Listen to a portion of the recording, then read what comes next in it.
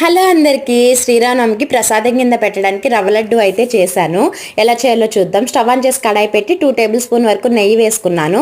అందులోకి 1/2 కిలో బొంబాయి రవ్వ వేసి బొంబాయి రవ్వ పచ్చివాసన పోయి చక్కగా ఎర్రగా అయ్యేంత వరకు కూడా వేపుకున్నాను. ఇలా ఎర్రగా అయిపోయిన తర్వాత మనం స్టవ్ ఆపేసి ఇందులోకి 1/2 కిలో రవ్వకి 1/2 కిలో పంచదార తీసుకొని ఇవి రెండు కలిసేలాగా కలుపుకోవాలి.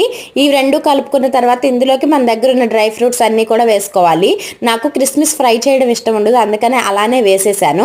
తర్వాత స్టవ్ ఆన్ చేసి అందులోకి 1 స్పూన్ నెయ్యి వేసుకొని బాదం పప్పు జీడిపప్పు రెండు కూడా ముక్కలుగా చేసి వేసుకొని అవి రెండు కూడా చక్కగా ఫ్రై అయిన తర్వాత మన దగ్గర ఉన్న బొంబాయి రవ్వ అంతా కూడా ఇందులో వేసి అడుగు నుంచి మొత్తం అంతా కలిసేలాగా కలుపుకొని గోరువెచ్చగా ఉన్న పాలు అంటే కాచి చల్లార్చిన తర్వాత గోరువెచ్చగా ఉన్న పాలు తీసుకొని పోసుకుంటూ లడ్డూల్లా చుట్టుకోవడమే.